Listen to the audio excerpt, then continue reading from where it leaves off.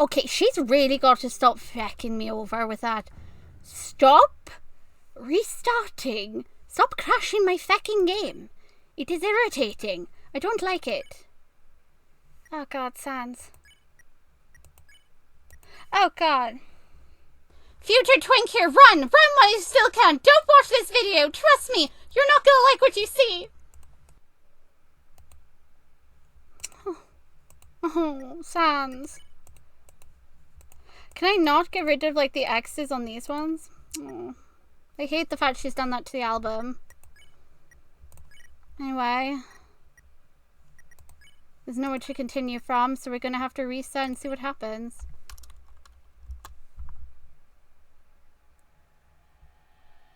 How is this gonna go now? Derpy, why? Just why? That's all I'm gonna ask.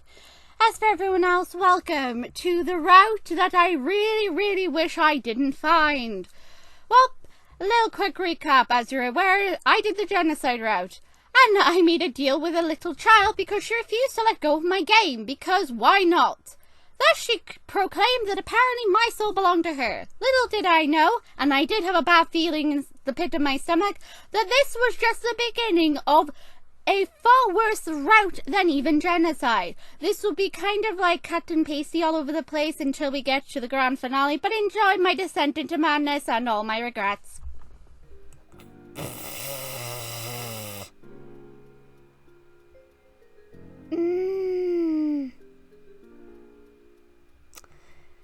The thing is, Kara reset this whole entire shenanigans back to the beginning, didn't she? So everything I did up to this point, all the wooing, all the romance, every single thing I've done, she's ruined it.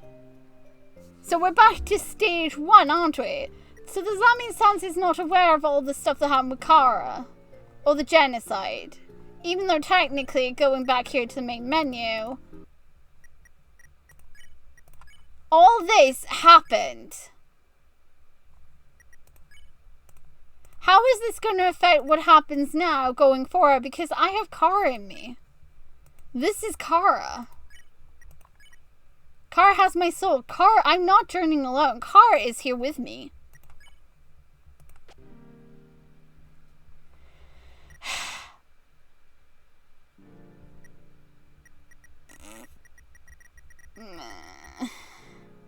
Well, I love him. That hasn't changed. I'm still technically a soulmate regardless of if the world got poofed or not. But when the world got poofed, is this technically still the same Sans? That's an interesting question. That's probably like way too in-depth to ask or question the reality of that situation. But still. Because I can't say... I love you. You take a deep breath, lips quivering, chest burning. You try to swallow, but your throat is too dry. Your mouth opens a silent eye that fears to be heard.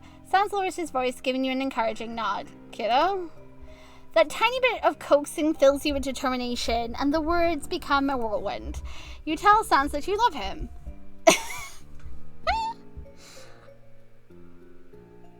If I'm lucky, he doesn't remember shit about the genocide. If I'm unlucky, he does. His grin never falters, but his eyes tell all. The pause of time between you and that, and what is coming next is too much. Your soul sinks, but then he speaks. Hey there, bud. That's flattering and all, but I don't see how you can be in love with me, especially considering we've never met before. A love like that needs a bit more...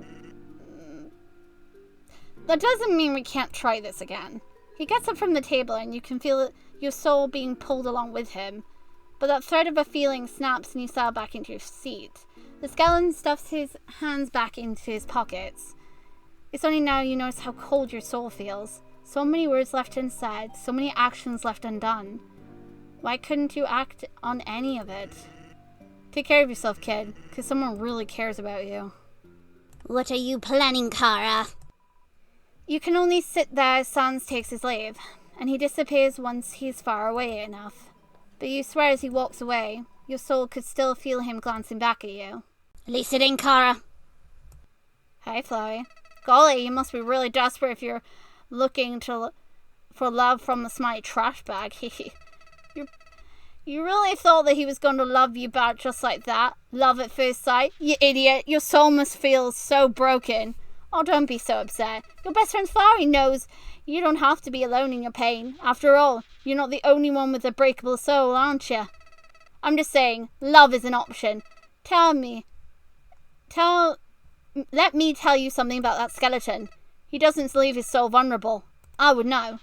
I'm trying to rip it apart. Hasn't worked out. I know he won't bear his soul to me. After all, why would anyone let their guard down around someone without a soul? But you and your soul, you're different. There's a trait beyond your determination that I can't quite place. I bet you anything that smiling trash pan noticed it too. And if that's the case, there might be a chance for you. He just might let his guard down. You know that second chance exists in this world, right? The ability to start over again? The power to reset, if you will. I wonder how you'll use it. Okay. How is this gonna go now? Because again, I got Kara. No action is without consequence, and I was about to find her in a very terrifying way. Oh boy.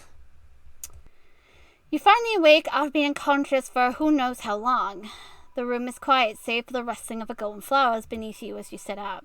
You sit still, taking in your surroundings. Wait, the rustling of the flowers. Though you're sitting still, the rustling of the flowers continues. It seems to be getting louder and louder as one flower in particular turns to you with a smile. Howdy, I'm Flowey, Flowey the flower, but you already knew that, right? So, what do you think? That power is something else, isn't it? You better take your chances this time, and don't you feel so special? You aren't the first one determined enough to have the power to reset, and you certainly won't be the last. Well, have fun! By the way, nice weapon you got there. Maybe you can try reaching that level of 10. The thing is, I have Kara in me now. Flowey disappears into the leaves and the flower petals. As you stand up, you notice something in your hand, and your fingers gently grasp around whatever it is. It's a knife. You examine it, curious as to how it got there in the first place. But a lingering presence behind you catches your soul's attention. Pulses once, a tingling radiating from your chest to your fingertips. A voice addresses you with a single word, and you have no idea what was said. The sudden flowing of your soul is too distracting. Either way, it doesn't matter. You knew exactly who's behind you. You feel your sins crawling down your back, but you don't even hesitate to turn around. Don't you know how to greet... Hey there, bud, careful where you're pointing that thing. As much as I like to say it's nice to meet you, how about you drop your weapon and, well, my job will be a lot easier. Your eyes merely glance over Sans. And you tighten your grip on the knife. You're not planning on dropping it anytime soon.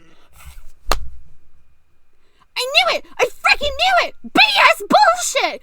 No! Derpy!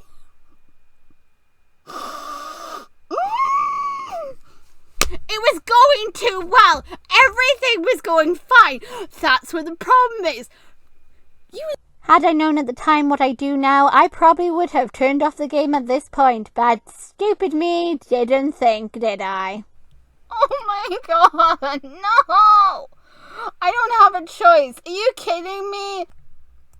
Well, then I guess I don't have a choice or a say in the matter, so forget me actually having an opinion. You really like that thing, huh? Well, that's fine.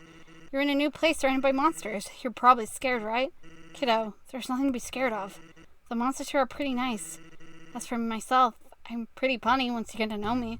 I'm Sans the skeleton. So you're human, right? Wow. I haven't seen a human down here since the last human that fell down here. You wouldn't happen to know that human, would you? Actually, don't answer that. It was kind of a weird question. Sans, do something. Sans, I don't care. Tell me your bones. Sans, you have my permission. Kill me! Sans, please take the knife away from the frickin' demon child.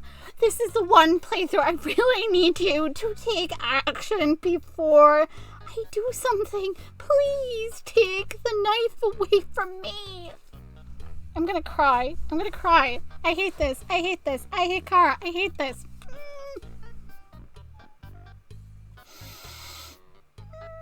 I did it by choice last time. This time I don't have a choice. I'm like, I'm gonna play through it again now. I'm gonna get romance. Kara's like, I don't like romance. I like killing things. Me. It's not like every human that falls down the underground knows each other, right? Anyway, I pass by here every day to check if any humans have fallen. Don't worry, kiddo. I'm not gonna capture you or anything. I'm just gonna take you to see a friend of mine. I'm sure she'd love to see another human. She used to check the ruins for humans herself. Stop saying human. I'm not human at the moment.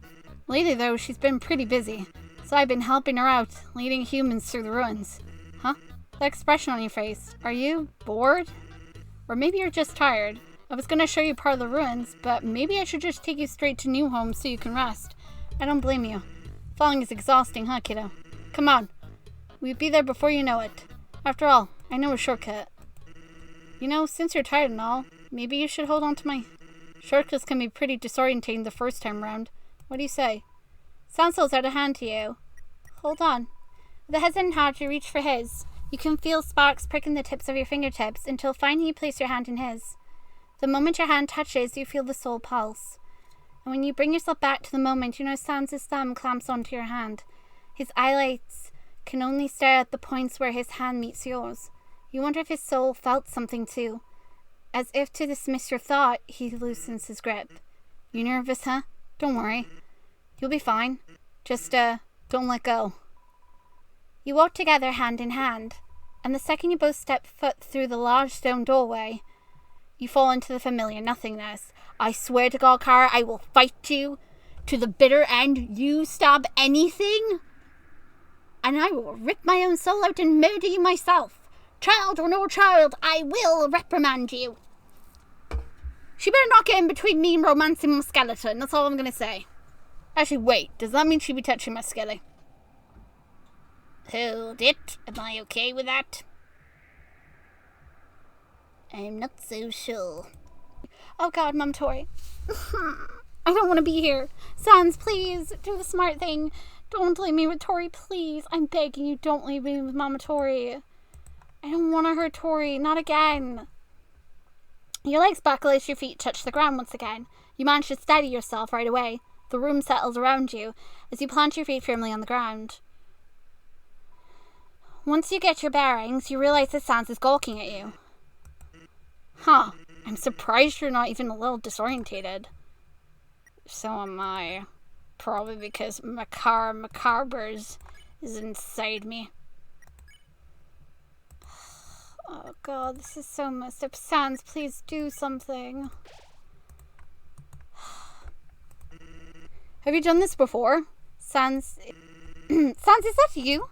Hey, Tori, I've got someone I'd like you to meet. Oh, is that so? A human? Oh my. No, Mum, I'm not a human. I technically am a human, but what I have inside me is far from being a human. It's a brat. She flops to your side and you feel her very presence towering over you. Why, hello, my child. Though I suppose you seem to be much older than a human child, are you not? Still, I can't help but use that term of endearment. I hope that's all right. I found the human near the beginning of the ruins. Tell her about the goddamn knife, Sans, please, and thank you. I'd greatly appreciate if you be the responsible adult and tell her that I have got a goddamn knife because the demon child has a weapon in her possession. Their possession. I'm so sorry if you can hear Pop in the background. You're just going to have to deal with it. She's screaming out my frustrations as well. Tori's arms, fuzzy and warm, wrap around you in a protective hug. Oh, you poor innocent one. Do not be afraid. You are safe here. She lets go and you finally take note of her cozy home you're in. The smell of the buttery pie crust wafts through the air, lingering on your nose. But before you can get lost in the scent, the goat lady coaxes you out of your trance with her gentle eyes.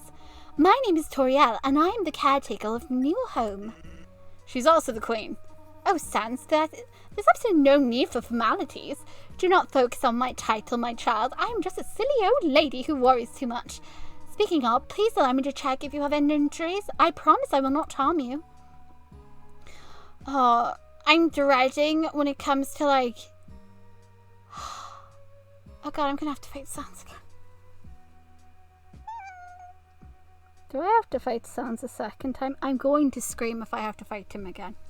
I'm going to freaking scream. No, because at the end of this is supposed to be a Flowey fight. But what happens now then? Because Flowey wants you to weaken Sans.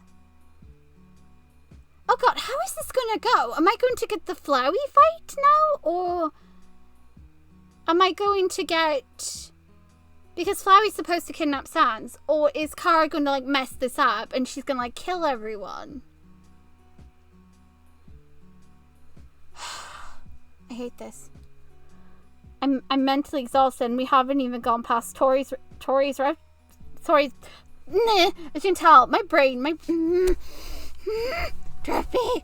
Why? Why, Derpy? Why can you just make it be cutesy and adorable and romantic? Why couldn't you just scene where you spend time with Mama? Or you know, Flowey. Mama Tori and Flowey reconnect. She learns her child was turned into a flower and decides, you know what? I'll just raise him. I'll teach him to be a good flower. Oh God. I can't stall anymore. The inevitable. Derpy was looking forward to me reacting to this. Little did I know that Derpy meant that there was more to this freaking game than this. Why did I have to find the freaking button? The fight button. You know, I bet you if I hadn't found the fight button, we would have just gone back and Sans would have been like a little bit iffy with me. And maybe he just asked a bit iffy. I should have just listened to Sans. I should have. He said to just go for mercy and die and then I'll be it. Poof, end of it. No more. But no, I had to like lift up the goddamn box. I couldn't have just left the box alone. I had to get nosy and click around because Sans said something was really weird for him to say. Because he was dotting all the time. She hovers her hands over you hesitantly, almost as if you're made of glass. No, but I'm made of something.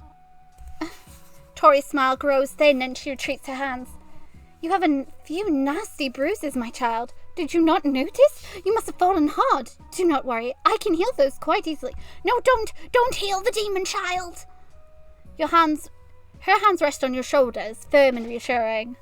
You can feel a cool, tingling sensation as the bruises fade away. Your HP is restored. Removing her hand from you, she gives you a gentle pat on the head. There, all better. Looks like you got things taken care of here. I should get going. Are you sure you do not wish to stay a little longer, Sans? I have some snail pie left over from this morning if you'd like. Nah, I'm okay. Sans, you should have stayed. As much as Pie would like that very much, my brother gets kind of crusty with his bedtime stories. Your puns are always so fulfilling. Kiddo, you're really spacing out there. My puns can't be that bare-boned, can they? They're not that bare-boned at all. It's just... Kara. It's probably been a long day. Perhaps we should all get some rest. Can't argue with that. Thank you for looking after the human Sans. Have a good night. Sure thing, Tori. Night. Don't leave me with Tori. Sans takes a few steps towards the door. You turn to watch him go, and your soul pounds a little harder with each step he takes. Wasn't he going to say goodnight to you, too? Or did he already say goodnight while you were spacing out? The pounding recedes into the background as Sans stops to look back at you. And you feel something flicker in your soul. It's only for a millisecond. Take care of yourself, kid. Because someone really cares about you.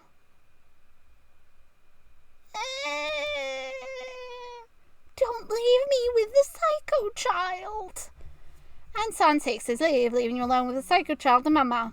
Tori squeezes your hand affectionately. Well, my child, tomorrow I will be at the ruins on royal business. You're free to explore the underground on your own. I apologize I cannot be with you on your first day here. But worry not. The monsters will not harm you. I am sure that you will get along just fine with everyone. Perhaps you will become good friends with some of them. For now, however, you should get some rest. It's been a long day, has it not? Come, I will show you to your room. Mama, please, don't take me to your room. Mama, please, I'm begging. Yeah, dating start. I doubt I'm going to be dating. My child? Oh, Mama Tori, you really shouldn't have come in this room. Interesting. So Kara forced me to take the knife, but she's not forcing me to kill Tori. Okay. Will she get mad if I keep, like, not doing it? That's my question, though. Will she get mad? Okay. I'm gonna hug Mom. But you dismiss that thought entirely. Your arms circle her as best they can, embracing her protection. The word Mom escapes you, and you exhale into the hug. You feel Tori's arms will clutch even tighter, shielding you from the terrible things of the world. There. Everything is alright. No, it is not. It's not alright at all. I'm currently possessed by a freaking demon child, so... You will safe. No, I'm not. You breathe a sigh. She eventually releases you, her eyes searching yours, taking care not to frighten you. Her hand lights on your cheek.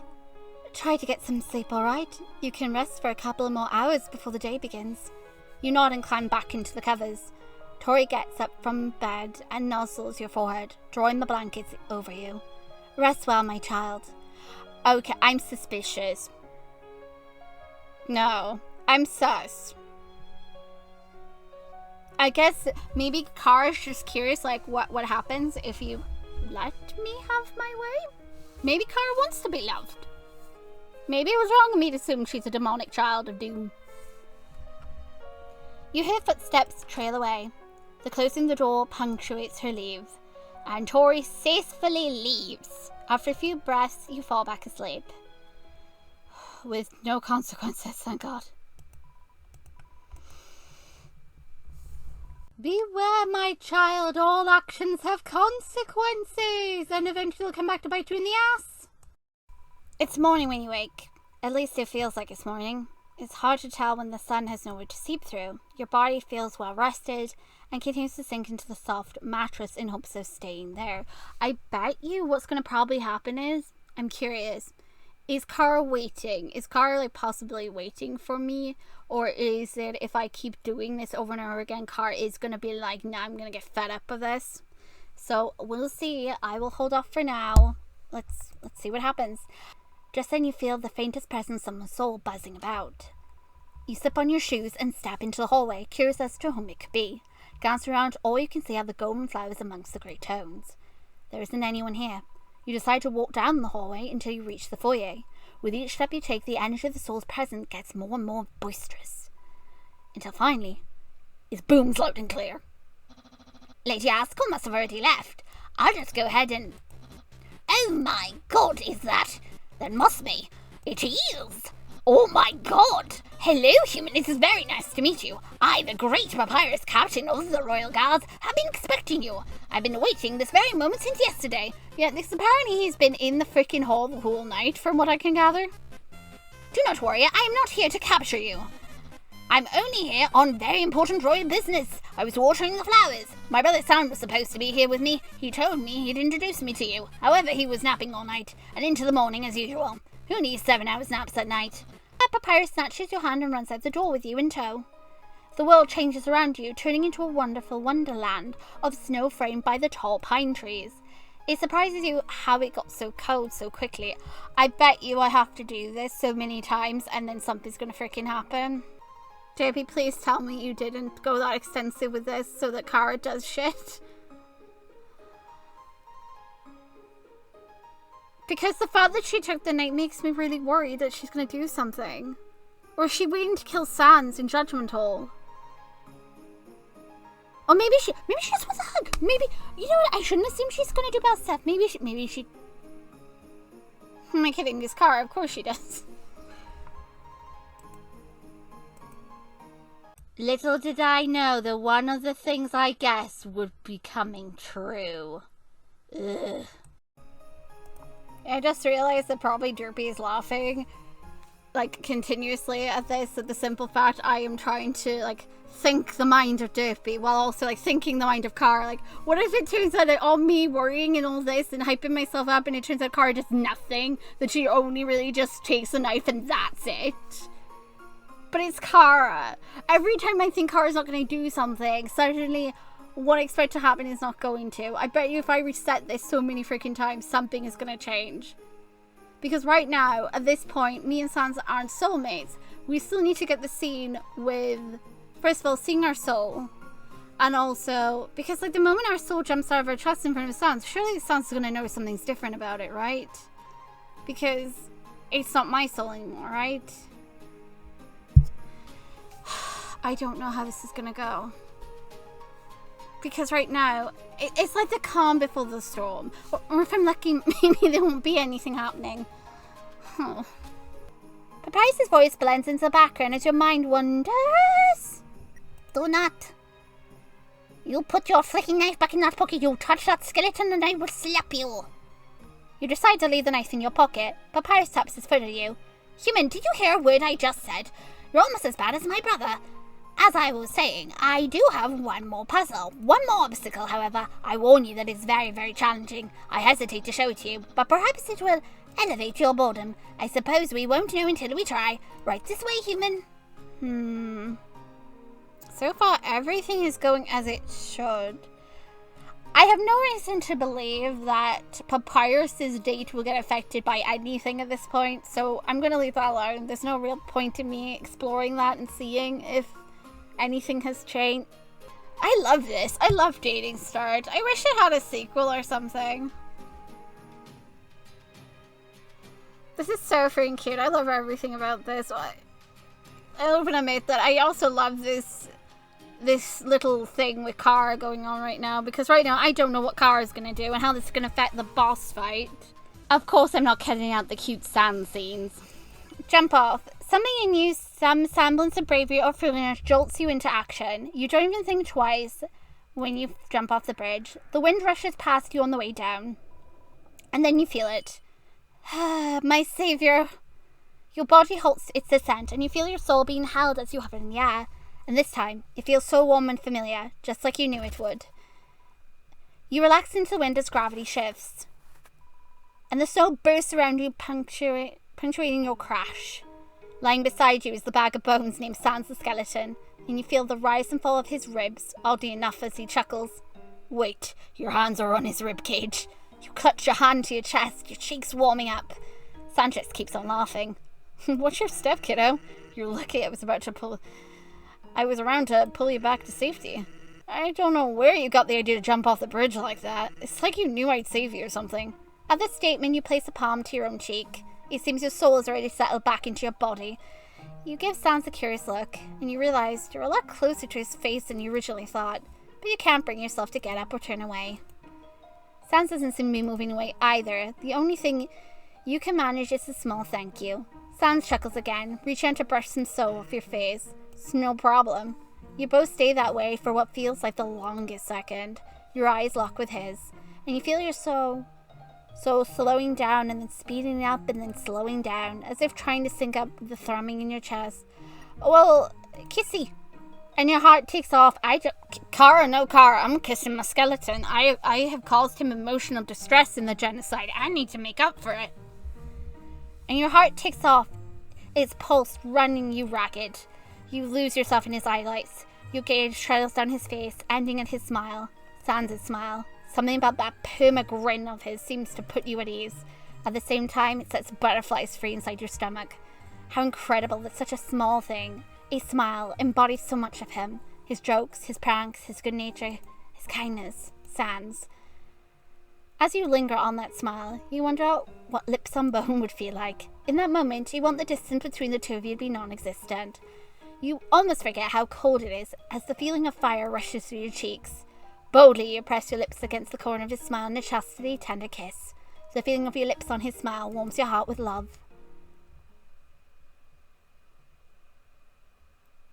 Aye. Your hands tremble as you pull away, and you finally exhale. All Sam can do is stare at you. Aye. The silence is almost too much.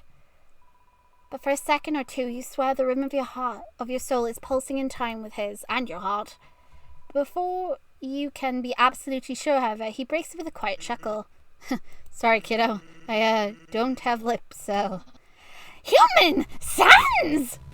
If I'm honest, I absolutely love this adorable, reaction of Papyrus. It's so freaking cute. His reaction is like, oh, my brother's got a human! Eee! He's so freaking happy. It's It brings a smile to your face. If you can't smile from this alone, just seeing this expression on the skeleton. So freaking adorable. You look to the side to see none other than Papyrus staring slack-jawed at the both of you. How long was he standing there? When did he come back? Did he see everything? Well, I think I should leave you alone for now. You roll around in the snow to face the flustered skeleton proper. You ask Papyrus not to leave. Sans doesn't even move an inch. He closes his eye sockets and gets comfy, sinking further into the snowy ground. Bro, it's okay, we just... No, I will give you both adequate space. I insist. Wait, I'm completely forgetting at the back of my mind I've got Kara. Well, everything seems to be going fine. Maybe I can relax and enjoy myself now. Maybe the moment of Kara, existing has stopped. Besides, I just remembered. I have to water the flowers in the throne room. Have fun, goodbye. And Papyrus spins away like a frantic top that's brimming with excitement. You turn back to Sans, who's chuckling once again. Isn't my brother the coolest? Sans stands up and offers his hand to you, which you take to help yourself up. Not surprisingly, his mitten-covered hand is warm. Part of you wishes you could entwine your fingers with his. Then without a word, Sans lets go. His hand retreats into the safety of his hood pocket, and your hands feel emptier. But your soul, somehow your soul still feels warm. It's a slight tickle of warmth, like a hand over your heart. But it's there and you can feel it. You decide to let it be. I bet you're tired from running around. You hungry? Here, I know just the place. Okay, so nothing changed in the Grilby scene. Now, what do you say we get out of here? I actually have a favor I need to ask you. Up to this point, you can probably tell, as the time ticked by, I was getting more anxious by the second because Card's still not done anything. So I headed a waterfall. As you walk along the river, you immediately notice the absence of the glistening white of Snowdon, and you can hear the rushing water watching as it cascades over the many ledges that line the caverns. Your footsteps seem to hush the whispering sound lingering in the air. You walk a little further, eventually reaching a small station. It's reminiscent of a lemonade stand or a hot dog stand. Welcome to Waterfall, my second sentry station. He leans against the sentry post and flashes the lazy jazz hands at you. Pretty neat, huh? So about that favor, I'm actually looking for my telescope. I was hoping you could help me find it. I know it's somewhere here, and we can cover more ground if we split up. Why didn't you look for it up ahead? I'll look for it right here. Sans stands behind his sentry post, eye sockets barely keeping open. Yep, you go on ahead. I'll let you know if I find it. And he slumps over the counter, face down. Upon closer inspection, you can hear snores rumbling from his skull. You decide to press on without him. Hey! A voice snaps at you. Yeah, I'm talking to you. Okay, this is the one time that I wouldn't mind Kara killing something. Kara can smack this thing. A dummy shoves himself in front of you, cotton spilling from the seams of their torso. Aha, I finally found you, human. Yeah, I know what you're thinking. Oh no, it's a fearsome ghost in a dummy. I'm doomed. That's right, you're doomed. Doomed. I'm not scared of you humans, not like my cousin, also a ghost in a dummy. He's a shy sort. He wanted to catch a glimpse of the humans that had fallen into the underground. He was going to hide and watch you, but then you never showed up. He couldn't take the repercussions, broke his ethereal heart. The least you could have done was pass by his room in the ruins. You may have ignored him, but you ain't ignoring me. Oh God. Your breath catches in your throat as the soul leaps out. Aha! You're trapped in this encounter now. Trapped. The dummy floats away. But you're still in the encounter. If you're still in the encounter, who else is in here with you? You examine your surroundings. And the presence of your own soul catches you off guard. It's surreal to see your soul outside of you like this. You want to reach out and touch it, but you refrain. Still, you wonder what else your soul contains. Tori said the souls work differently in the underground. Sans said that your soul had something called determination. And Flowey said that you had more than just determination. Maybe in an encounter you'll be able to understand your soul better. You try to relax, breathing in through your nose and out through your perched lips. Soon enough you feel the protective wall of determination fade, just a little. And when it does, it reveals the core trait that embodies your soul. We all know what embodies my soul, and it's nothing any of these are. Not traits, it's a freaking demon child. integrity, technically, kindness. I don't know. I'm so curious where this is going, because I've just seen proof the car is here, but she hasn't acted since her first popping up. So I'm so curious what this means. Otherwise, if she doesn't do anything, then yay me. Patience? No. Perseverance. I mean, you feel your determined resolve leaving you with the pulse of your soul. There's a tiredness in your chest and numbness pushing against you. Despite that, your soul keeps beating. You know that outside their encounter, there are so many days that feel like an anchor on your soul. But you keep pushing against all odds. Even if the odds drag you all the way down, you keep marching on. As your soul glows, you seem to dim the rest of the encounter. It's mesmerizing. A quiet gasp joins you in your reverie. Also, I love the color purple, that's why I chose it. Because it was green the first time. And Sans the skeleton becomes visible, lit by the gentle glow of your soul. Looks like he's wide awake now. No wonder the encounter didn't end. Sans was pulled in too. He didn't bring himself to say anything, and neither can you. The both of you are too entranced by the very accumulation of your being, as it suspends itself in the air, pulsing strong with perseverance. Yeah, perseverance. You feel each other's pulse as it sinks with each breath you take. Sans brings his hand to his chest, blushing. The next thing you know, your soul retreats, colliding into you with a thump. And the encounter ends. The cool, damp air of the caverns cues you into the change in the surroundings. Sans stands in front of you, but he can't even look at you. Sans! You call his name. Kiddo. And he finally snaps out of it. Hey, why don't you explore Waterfall for a bit? I'll catch up with you. Before you can say anything to him, he's gone. Your soul feels something missing. But right now, there's nothing you can do. You decide to keep moving. Okay. Don't judge me too harshly. I did say I would show you what happens when you run away from Undie. This is what happens. Run. You don't even think twice. You take off running. Hey, where do you think you're going? Get back here! Undie, wait up! You can't just run from a fight you started. You sprint along the cavern, drifting the curvy as you pass it. But before you can get away, you sense someone in the distance, hands flailing in the air. A certain tall skeleton blocks your path. You skid to a stop. Human, is that you? Do not proceed any further. This concerns you too. Good job, Papyrus, you distracted the human. Undie and Alphys manage to catch up to you, and Undie puts you in another headlock. Get over here, punk. Careful with the human's head, that could hurt.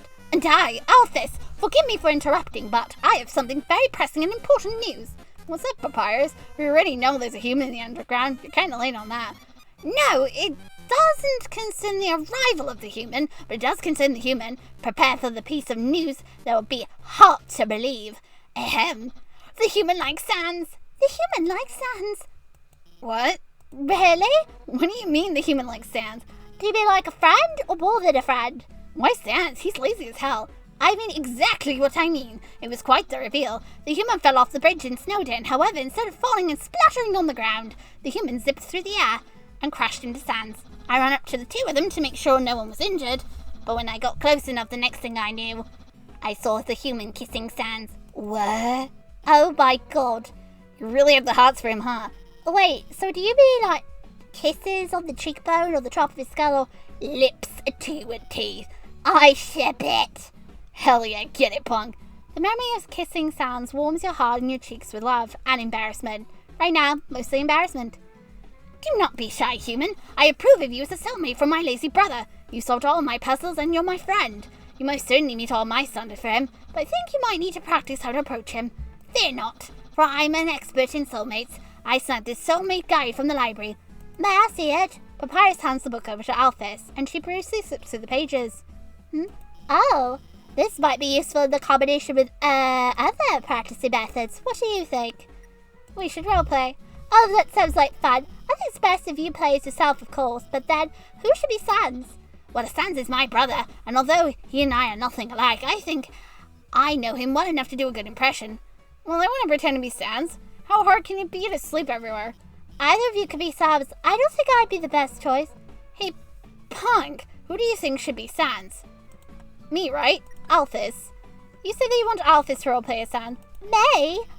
Okay, that's what you want, but I'm not sure I can do a good impression. You can just sleep on the ground and snore while a human talks to you.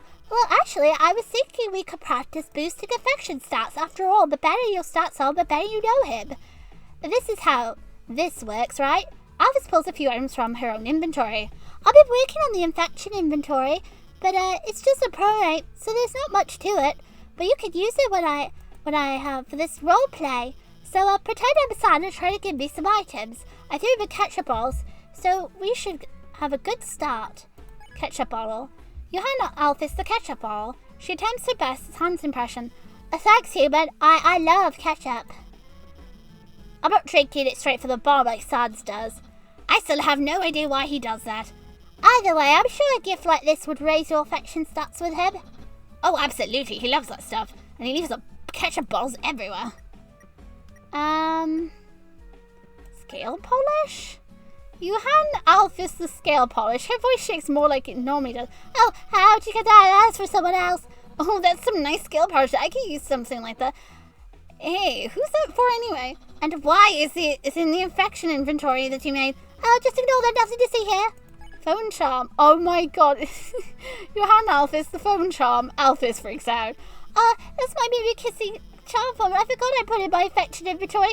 It's silly, but I use this as a good luck charm. A good luck charm in an affection inventory? You seem to be very prepared for this kind of scenario.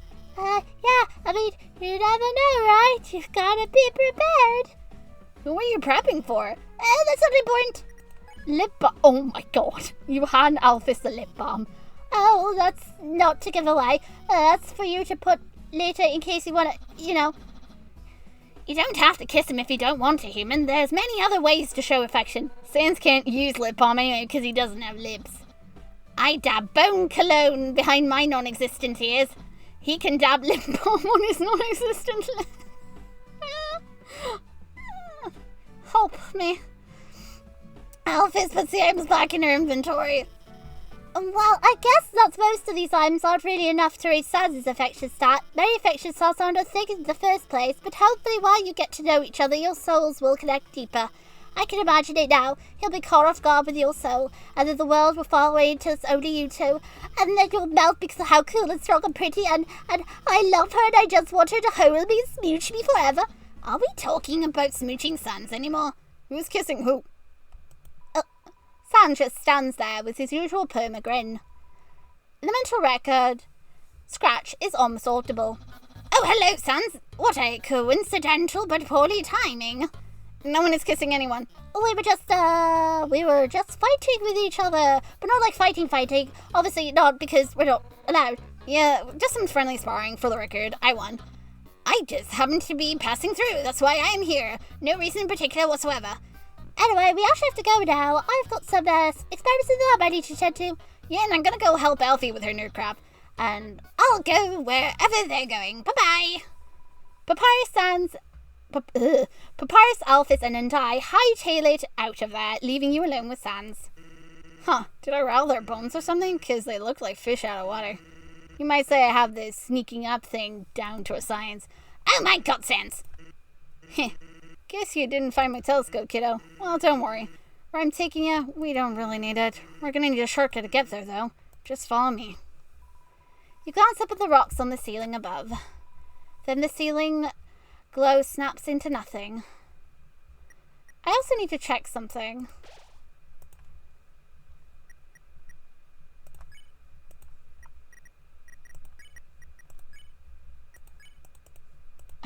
No, the X's are still here. Ugh. She really hates Sans, doesn't she?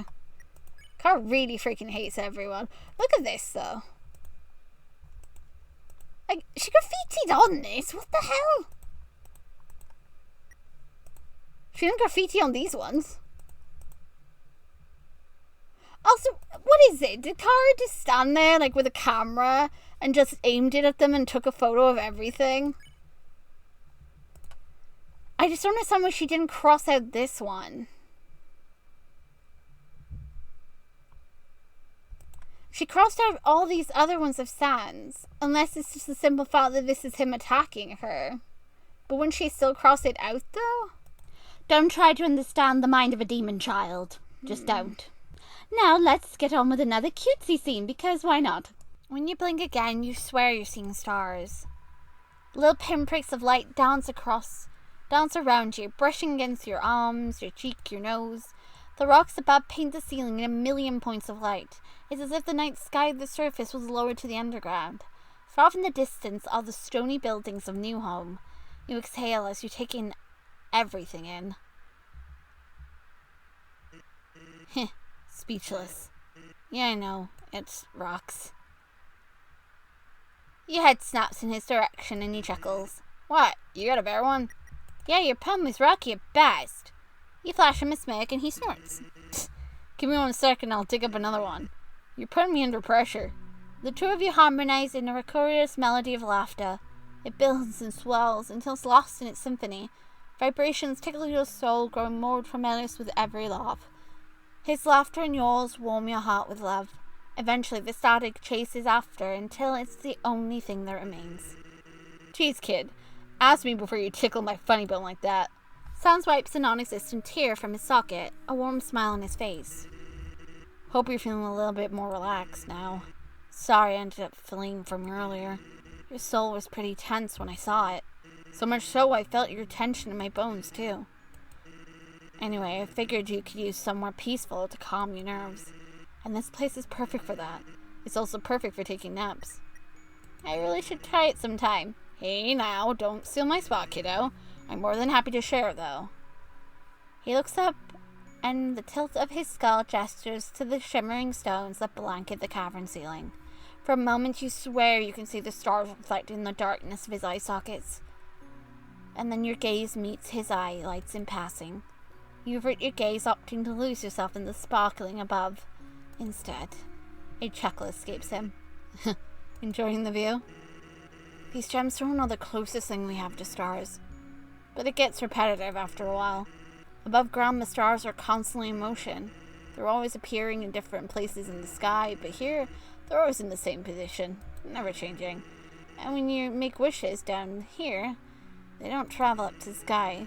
They echo over and over again until they're lost in the static. But that doesn't stop monster kind from wishing. Everyone in the underground has made at least one wish in Waterfall. Tori, Papyrus and Dai, Alphys, even me. It's true. Once upon a time, I made a wish. I wished for my brother and I to live a happy life on the surface. Yeah, I know. If I reveal my wish, it won't come true, right? But if it never actually comes true, then does it really matter if I tell someone? Yeah, because they can't connect. Sans already explained, because Asgore is gone, and so is the souls. They can't get to the surface. And what if it's already come true, but was taken away? That could have happened, and I'd be none the wiser. Doesn't matter, though. I gave up wishing. He pauses a moment to give a longing look beyond the ceiling. So many monsters wish to leave the underground. They wish for the barrier to break. But even if we make it to the surface, even if we find happiness, what if someone resets? I'll find my way back to you. Sans smile falters. You swear you can see his soul just a little. Is that a promise, kiddo?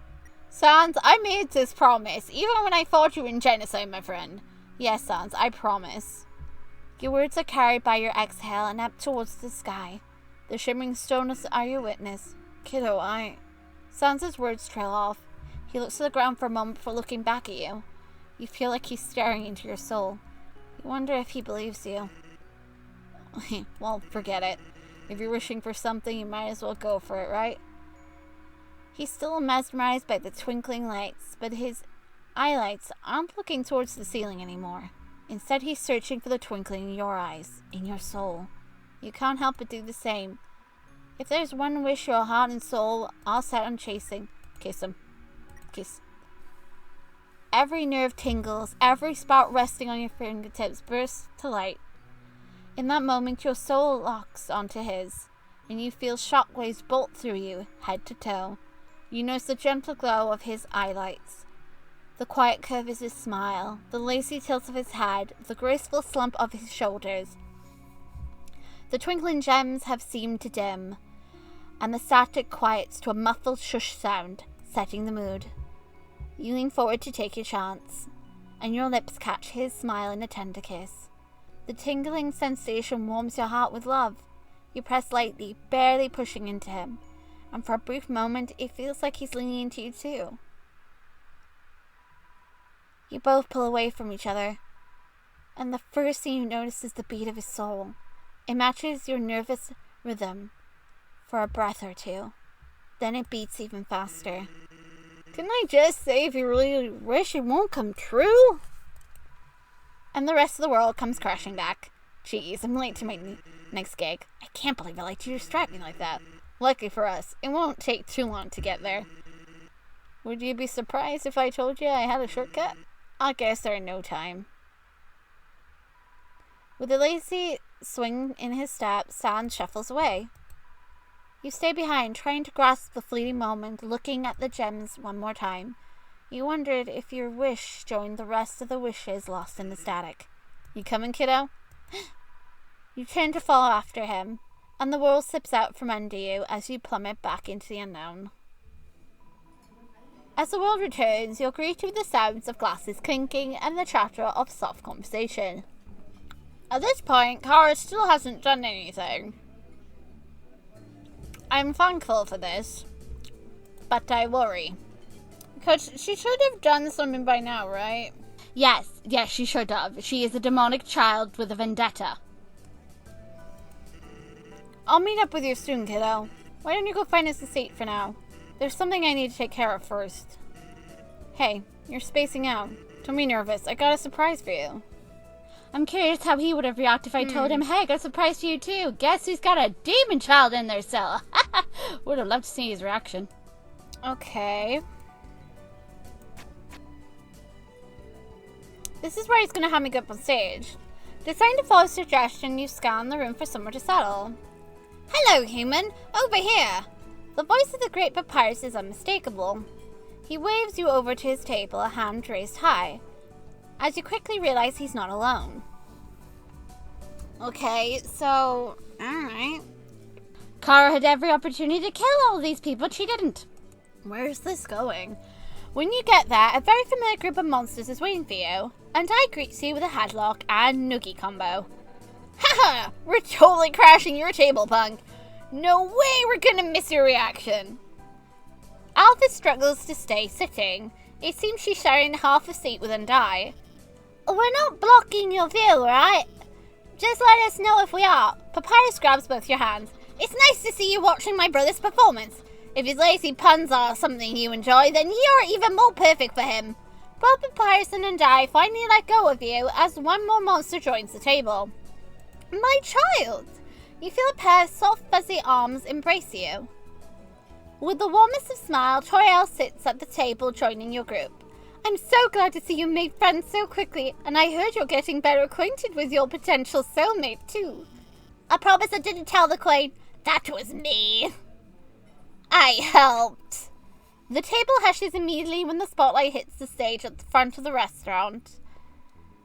A tall, lanky robot claims the light, the beams reflecting off the metal. Hello, darlings and gentle darlings. Sorry about the dreadful wait, but you know what they say, the anticipation can be just as delicious sometimes. After all, tonight we have someone you all know very well. As much as I know you hate for me to leave the stage, I'm happy to introduce our very own hilarious Comic Sans. The audience erupts with claps and cheers. As you can't stop smiling as none other than Sans the skeleton takes center stage. Knock their socks off, Sansy. The robot exits stage right, and Sans walks up to the microphone while he peers into the crowd. The audience greets him in a chorus of, "Hey, Sansy!" Thanks for being here, everybody. You know, I thought about canceling today. I was so bone tired, but I think you would have had a bone to pick with me if I didn't make the night humorous. The crowd is a mixture of snickers and groans, but the atmosphere is a joyful one. The smiles on each monster's face a testimony to it. Don't worry, there's a ton more where that came from. One of the audience members shouts, "A skeleton!" Nah, we're at MTT guys, so it's more of a metaton. So it begins as the laughter of the audience drowns the remaining silence. My, upon using my name? Oh, yes. Now, before I get into even more jokes, there's a serious matter we have to address. Did you know today there was a kidnapping at Toriel's school? A collection of gasps scatter through the crowd, but Sans chuckles into the microphone to calm the concern. Don't worry, everything's okay, the kid woke up. The audience breaks once again, the initial shock sparking into laughter, electrifying the room. Speaking of which, I started my day pretty late. Surprising, right? Well, anyone who knows me immediately knows that I'm great in bed. Sans turns to you with a wink. I can sleep for days. Everyone else doesn't seem to notice where he's looking, lost in their own sea of snortles. As he goes through his routine, you pick apart all the things about him, his timing, his laid-back attitude, how he commands the audience with a mere shrug of his shoulders and a smirk. You're lost in the laughter, lost in his pun, lost in his magic. Lost in magic, lost in his magic. Believe it or not, sleeping isn't the reason I'm late. You can feel his highlights on you. Did you all know we have a human here tonight? All the focus here is in on you. It feels like every monster in the room is gawking. Can't escape. Hey kiddo, mind coming up here for a moment? But Sansa's voice cuts through any nerves. Your current company, along with the rest of the audience, clap and clamour, egging you on. And I almost shoves you out, you see. Go get him, punk! Correction, she does shove you out of your seat. You look up at the skeleton on stage as he raises a hand in your direction. Oh god. Your soul thumps even more, rocketing against your ribcage. It's almost like it wants to run to him. Okay. Sam flings his arms up and you're gently lifted into the air by your very own soul, with a thicker, gravity-shifts to launch you up. Then your feet touch the ground again, and you find yourself on stage with Sans. Thanks for coming up here. Give him a hand, everybody. You can feel the thunderous applause from the audience. Your friends in the front row cheer the loudest, thrilled to see you up there. You freeze. But Sans grabs your hand and gives you a little reassuring squeeze. Don't worry, you'll be just fine. He speaks a little louder, including the room back in the conversation. You know that they say you have to have thick skin in comedy. Guess the humans are already doing better than me, huh? You feel the rumble of the audience laughter, the stomping on the grounding next to the room. It fills you with determination. Bone pun. You tell Sans he doesn't need skin, because he's already a bona fide comedian. The audience bursts into laughter, and you almost miss Sans stifling a chuckle. Almost. Oh, be careful what you're about to start, kid. If you make one more pun well, then you're really not gonna like what happens next. You smirk at Sans, and then a single word will roll off your tongue. Understood. And the crowd loses it. I can't believe it. Oh, this is wonderful. Soulmate material. Get him, human! Despite all that, Sans doesn't even flinch. Okay. The skelly comedian cracks his joints, rattling his bone offers to loosen himself up. A low chuckle rumbles up his sternum. Prepare to be punished, kid. He turns back to the audience. I skipped this part here because honestly at this point my anxiety is acting up. Kara hasn't done anything. I know she's in my soul, yet she's spared everyone so far. Something is off and we're getting close to the boss fight. Sam pulls you towards the backstage, and the walls is pulled out from under you. When your surroundings snap back, you find yourself in front of your table. Smiles radiate from each of your friends' faces, regarding you and Sans with excitement. That was a great performance. You really did it to them. Consistent as always. Nothing but humorous. Thanks, everyone. I'd say we really tickled their funny bone. You shoot Sans a look, which he replicates with a smirk. Papyrus clears his throat rather forcefully. Well, dear brother, we are all going. And by we, I mean everyone except you and the human. Yeah, we're all going to do something somewhere that's not here. You guys stay and chat. Have fun, you two. I'll leave the light on for you at home, my child. And Sans, thank you for looking after the human. The four of them scamper off, suppressing giggles, guffaws, and nee-hee-hees. Soon enough, the laughter fades and leaves the ambience of idle chatter and the clicking of silverware. Sans pulls out a chair for you and asks you to take a seat. Then he makes his way over to the other side, sitting across from you. You stare at the tablecloth and the candle that adorns the table. The candle emanates a peaceful glow, dimming the rest of the world until it's just you and Sans. Just you and Sans. Okay. So what do you think of the underground? It's pretty great, isn't it? The monsters down here, the love they possess, it really makes this place feel like home. You can see it in the way they act. They really do care. Come here often? What's that face for? It was rhetorical. I mean, we both know the answer to that, don't we? I think you already heard everything I just said, and everything I was about to say, right? So, let's just get to the point. You really care about everyone, and they all care about you. I think that's sweet, but it seems you're pretty fond of one monster in particular, aren't you? When you kissed me the first time, I wasn't sure if it was just an accident. I thought maybe you were just caught in the moment, but then you did it again, and I couldn't ignore it anymore. Suffice to say, you made it pretty obvious. You can't even look at him in the eye. Of course he picked that up. Your fingers tingle and your knee bounce up and down without your command. There's a lump in your throat, and you can't keep it down. You wonder if your soul's trying to flee. Sans lays back, his eyelights never leaving you. But whether those eyelights are regarding you with curiosity or pity or disdain, you don't know. You don't want to know. I hope you're not just playing with me, kiddo. Just to reset it after and act like nothing happened. Your breath grows shallow as he lets out a breathy chuckle. Our time together, it was nice and all. But if that all can be erased and forgotten, then there's no point, is there? The saddest smile lingers on his face as he watches you for a moment, and you can feel him searching your soul again. What he's searching for, you have no idea, but whatever it is, it seems he didn't find it. Sans finally looks away from you. Sorry, kiddo. The tickle of time slows down into an hour-long second. Sans stands up. He doesn't move away, doesn't speak. You wonder what he's thinking about, but you can't get his eyes to meet your gaze. He slips his hand into his pockets and gives you one last smile. The same smile he wore when he first met you. The same smile he wore when he last left you. Take care of yourself, kid, because someone really cares about you. And he walks away from you. Again. The world seems to start back up, and you remain stuck in place. It's like reliving a bad memory. Everything is hazy. For a moment you feel a presence looking back at you, lingering. But that too quickly fades, and it's just you. Still just you. You wish Flowey would come to mock you already so they would be over. You wish your friends would return to cheer you up. You wish Sans would come back. But nobody came. You decide it's time to go back to New Home and call it a night. Okay, so now I should be facing Flowey. I think. I should technically be facing Flowey. I'm guessing this is going to be normal then. The towers and the buildings of New Home stand tall above you, keeping you company during your walk. And yet it still feels so lonely. It's supposedly night, but nothing above you signifies that it is. No sky, no moon, no stars. You stop walking to stare out into the horizon, the direction where Waterfall would be. Funny how you standing on the other side of where you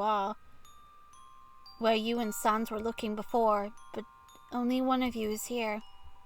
The starry rocks Waterfall, once so bright, are non-existent here in No Home. How many wishes were made on these rocks? What hopes and dreams do they hold? You wonder what happened to your wish. It feels so out of reach now. Trying to shake it off, you turn away from view to continue to Tori's house.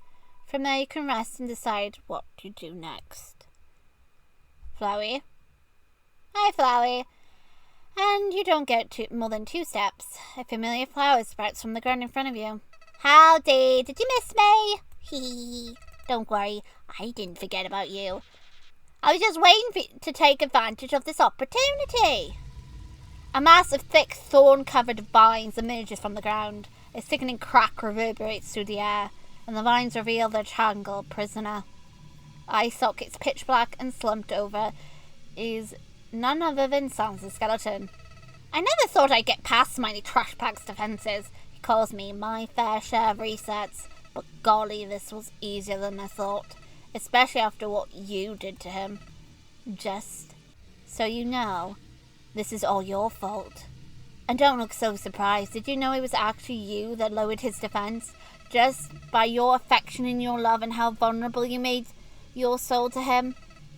He may not have shown his soul to you, but seeing you wear your soul on your sleeve dropped his defenses to 0.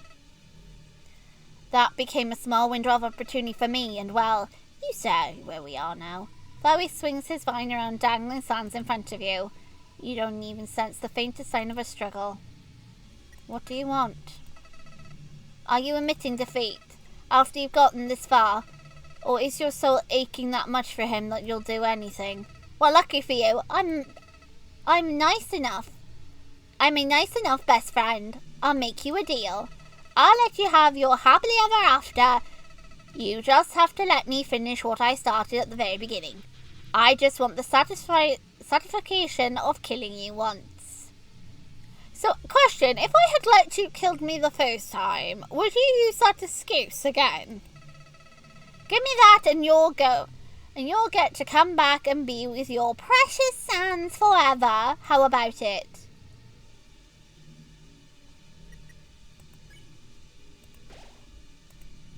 In case what happens if you let him kill you. You tell Flowey that you let him kill you. Wait, really? You're actually gonna let me kill you? On purpose? Just to be with him? Golly, that you're so desperate. Well, deal's a deal. Kiddo! You sicko. Okay, well that was fascinatingly interesting because Sans actually woke up at the last second and he shouted to me. He said kiddo. But of course Flowey killed me. Howdy, I'm Flowey, Flowey's a flower. Golly, you look so confused. Wondering where everything is. Well, to put it simply, I absorbed your soul. Well, good luck, you also absorbed Kara, have fun. Everything you are, your entire being, all of that is lost inside of me now. Your soul is mine. No, my soul is not yours. My soul apparently is Kara's. So now all that is left for you to do is live in the stark void within me. And while you're here, I'll do whatever I want in this world.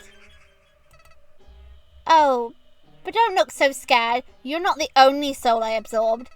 Didn't I say you'd be with your precious smiley trash bag? I mean, give it to him. At least he was honest. He kept his word. A presence materialized in front of you. It feels like Sans, but he's barely there. It's practically a shell of him. His soul is but a whimsy thread. Call out to him. You take a deep breath and shout his name. He doesn't move an inch. You keep trying to reach him. You try again and again and again and again and again. You want to get the Sans you know back. All you can think about is closing the distance between you in this endless void. Yeah, but I'm gonna get hit by bones. Just give up. I did. You almost don't recognize his voice. It's hollow and devoid of the laid-back, lazy-bones attitude you've grown to love. A lost soul. Your entire being plummets. Ow! And a long bone scrapes you. You hiss through gritted teeth as pain shears your vulnerable soul. The lost soul summons another bone attack. And this time you sidestep as the onslaught of bones whizzes past you. He continues summoning bone attack patterns, and you keep dodging. But you can't keep dodging forever, and you can feel your own pulse speed up, desperately trying to find his. And within the ebb and flow you feel something faint. It's a faded feeling, but it's there, the tiniest drop of hope. Soon it occurs to you. His attacks aren't for causing harm, they're for protecting himself. He's scared of getting hurt. That glimmer of hope somewhere inside his soul. You felt it. It was there. It fills you with determination. There has to be a way to reach him. Those moments you shared with him warm your heart with love. Maybe there is a way to turn this encounter around. What if you weren't the only one? What if those moments warmed his heart too? Oh look, it's purple back here now. Okay, well, handshake. You reach out your hand and tell the lost skeleton your name. Well, the lost soul your name.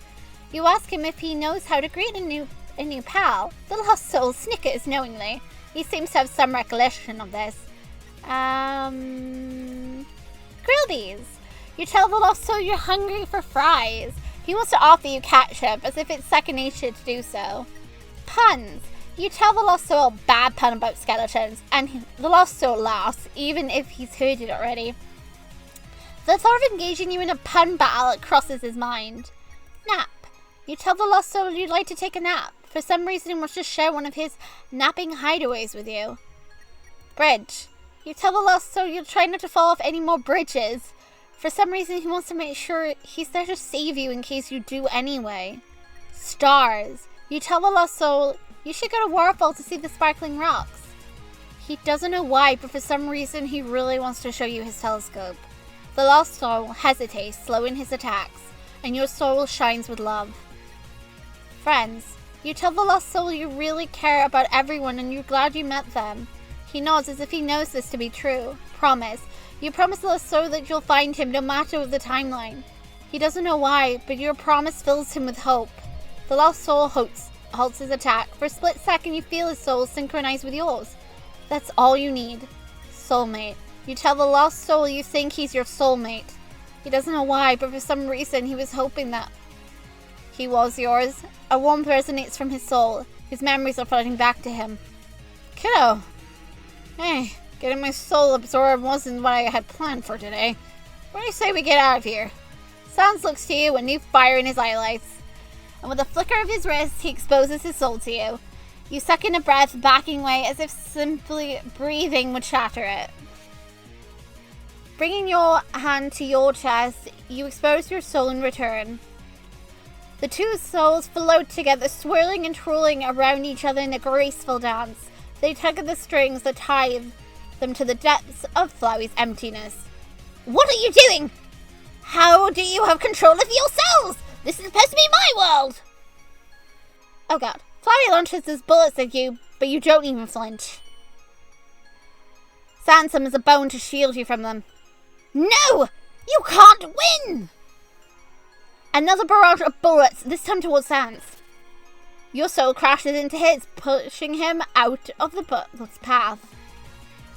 In a symphony of energy, your soul dips and dives, streaking across the darkness in a flash of light. They radiate all the energy they have in order to free themselves. With each tug, the connection frays more and more until the invisible thread holding your soul snaps. No! No! You feel Flowey's nothingness crumble.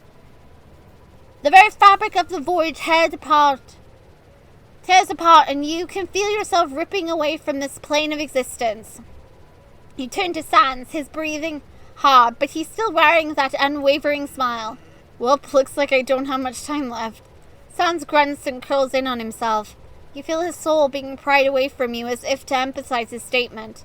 The invisible rift rips even more, and you can feel it ripple through every inch of you. You embrace him, holding the both of you together. Your knuckles sore from clenching your fists so tight. You can't bear the thought of losing your soulmate. Sans strokes the back of your head, calming your thoughts.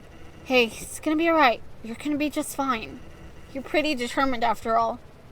I know you're possessed. You squeeze him tighter, but the weight of his body has already diminished. You said you would find me again, right? Even as things are reset? He leans into your ear and speaks softly. Whisper, whisper, whisper. I'm counting on you to go back and tell me exactly what I told you, kiddo. Don't worry, you'll know when. I trust you. He inhales sharply and gives you one more chuckle before the world fades. Be seeing you, okay? You call out his name. Let's clip the greeting, shall we? I gotta hand it to you. I didn't think you'd be able to break through to him. Guess you really made an impression on that trash bag of bones. Oh, don't worry. I won't try to absorb your soul again. Now that I know your souls are capable of rebelling against me, there's no need to try that again. I even gave you a save file to go back. What are best friends for? So feel free to continue happily ever after. Maybe. I just have to be a little bit more patient. You gotta get bored at some point, right?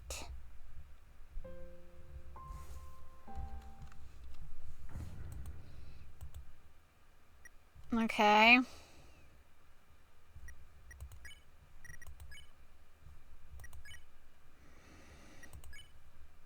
Continue. Okay, so we're gonna do the same with Sans, and I'm assuming when you reset again, something's gonna happen. But if all of this can be erased and forgotten, then there's no point, is there? Oh, Sans. The scene unfolds and is all so familiar. His single sentence summarizing his doubts, his fears, and those doubts and fears linger on his smile, tainting it. Same as before. This time, however, you pay close attention as he's watching and waiting. Buried underneath the haze is something you recognize instantly. Hope. A scene plays in your mind, Flowey's endless emptiness swallowing you. Your soul painting the emptiness with your emotion for Sans to see. Sans bearing his soul to you. And when the memory fades, Sans whispers words still remain. Those words bubble up to rest on the tip of your tongue. The skeleton's sad smile molds into a cautious curiosity. You okay there, kiddo? You thinking really hard about something. I have something to tell you. You have something to tell me? What's up? It's a secret code word. A code word? Can you speak a little louder? I'm the ultimate fart lord. The doubts and fears are thoroughly wiped off his face. Soon they're replaced with giggles. Those giggles transpose into chuckles, and those chuckles crescendo into laughter, and Sans' pure, sustained, and unsuppressed hope acts as the melody. Oh, jeez, kid, I can't. Oh, my God. He manages to quell his laughter enough to finally speak. Did you just say I'm the ultimate fart lord? Wow, that's really childish. Why would you think that's a secret code word? Whoever told you that is a dirty liar. That's not my secret code word. That's my super secret, megalo secret code word. Did he just prank you through space and time? Same old Sans the skeleton. In all seriousness, kiddo, that super secret megalo secret code word is something only I know, and I only give it for one specific scenario. So when someone tells it to me, I'll know there's a time traveler that used their power to save me. Of all the things you could have done, out of all the paths you could pick, you picked this one again? The path where you made friends with everyone. The path where you said those meaningful things. The path where you kissed me. Metatron, you don't get to interrupt this. Sans stands up, and you follow suit, moving to stand by his side. He offers you his hand, which you gently take. Don't let go. Your soul falls together, plummeting into the unknown. And even in the unknown, you can still feel your soul beating in time with his. When the world comes back again, a golden light floods your senses. A bell chimes, announcing your arrival. In front of you is a corridor, majestic and lustrous, lined with stained glass windows and stone pillars. A corridor you know very well, that has 2 doorways, one on either end of it. Light filters through the glass window, bathing the floor in rays of gold. You hold your hand out, allowing it to cascade over your skin. You can still see little particles of dust dancing within rays. You're lost in how resplendent everything is. It's breathtaking, isn't it? Sans steals your attention, walking over to the midway point of the corridor. The rays dance across his skull, his hoodie painting him in light. The moment he stands there and faces you, your soul stills and your breath catches in your throat. This is the last corridor, the in-between that connects Tori's house and the throne room. It's also the most important station I watch over. Normally it's my job to stop and judge those that pass through here. But I already know what kind of person you are, and I know how you feel about me. I see it in your actions. I feel it from your soul. You could have done anything. You could have hurt anyone. But you decided to come back to this timeline. Instead of choosing love, you chose love. That tells me all I need to know about you. You're amazing, kiddo. Oh boy. That expression. That looks like the expression of someone who... Oh god, that's new! Oh, kiddo. Did you really... Sans brings a hand to his oh shit. Oh, Sans, I'm sorry. In the same exact spot where you dealt your single final blow, each second that passes drops another weight onto your shoulder. The sins crawl down your back. Oh, Sans. Eventually, Sans manages to look at you. You can feel his soul searching, reaching for yours. So, you did do what you did. We both know it wasn't an accident. I can't say I'm thrilled, but you reset and came back here. Back to this happier timeline. Despite everything you did, I can't bring myself to break this bond with you. Oh my god, he wants to stay loyal. Sans, I'm sorry what I said about you and the genocide. You do keep your promise. You said that you still love me no matter what. Oh. Wait, I'm possessed by a demonic soul though. Kara's hasn't done anything this whole entire time, and Sans has got new dialogue here. Maybe I'm allowed to have my happy... Am I allowed to kiss my Skelly? Or is something gonna freaking happen? This kindness you've shown my brother and everyone else. The affection you've given me. The sense of deja vu. This gravitational pull towards you. Monsters are weird. I barely know you, but it feels like deep in my soul I really... His words die on his teeth before they can reach him. He takes a moment to gather himself before continuing.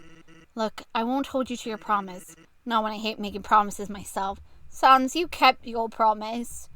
And I kept mine. I came back to you.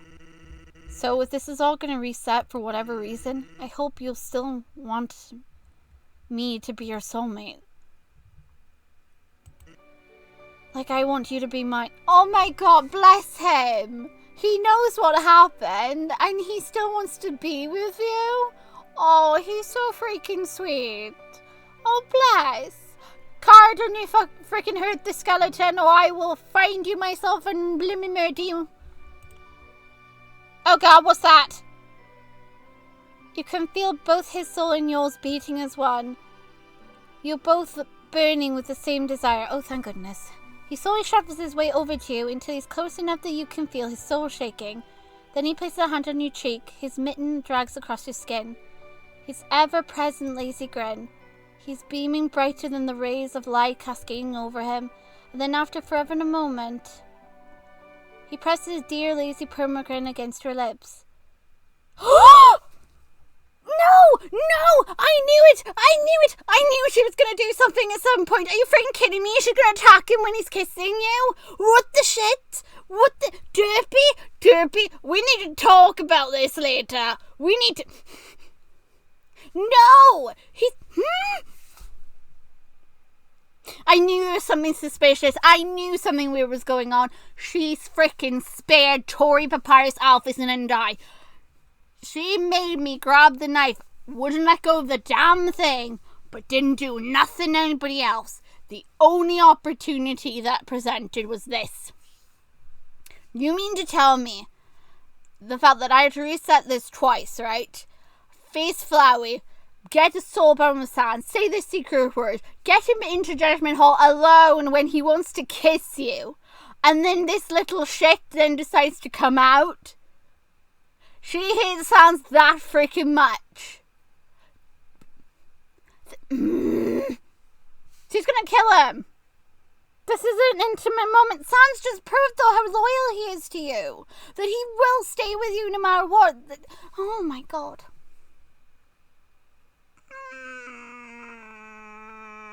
I hate this road so much. It's the perfect opportunity. No, I freaking knew. Your knife runs through him effortlessly. Oh my god, Sans. Twinkle. No, it's not Twinkle, it's Kara. This is Kara. This is not me. I didn't do it. I didn't get the option. It was not me. I did nothing this time. I am innocent. Partially innocent. But I'm still innocent. I didn't do this. I would never attack you while you're kissing. I don't interrupt cutesy moments. That is against what I believe in. You don't interrupt cutesy moments, okay?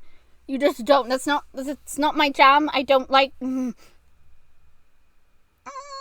Sans. Though the physical pain in his eyes, you detect a hint of pain from something else. Betrayal. Oh god. Oh god. Whoop. Oh my god. Guess that's that. Don't just say it like that, Sans. You hear him sharply inhale, wincing through his words. Oh my god. Sans. He begins to shuffle, trying his best to walk away. But after a step or two, he forced himself to take one last look at you. Oh god. Hope you got everything you wanted, kiddo. No, I didn't. I wanted Kara to freaking get slapped. I didn't get to slap her, did I? And then there's Flowey. Sans! He drags himself behind a pillar. You can still feel his soul shaking. Then an invisible thread snaps, stinging your chest, and you can't feel his soul anymore. You would think you'd feel a bit of remorse. Oh God. But you can't even feel your own soul. The end. The end? Really? Because there's consequences for your actions. I let the devil possess me, and this is what happens, kids. Don't do what I did. Save Skelly's love. Does that mean every time you try to do this now, will Kara come along and just mess that up? Because Kara's here now. Kara's here to say. Kara's not going to kill anybody else unless I do that myself. Instead, Kara's just going to stab Sans when he's like, you know, being lovable. It's like, Flowey's not even popping up to tell... God, reset. Reset. Oh God, Flowey doesn't even reset to say anything. Okay, I will be right back and we'll let you know if that is a permanent feature now. Moral of the story, don't trust demonic children that pop up out of nowhere that say, you woke me up, now we're partners, or anything along those lines.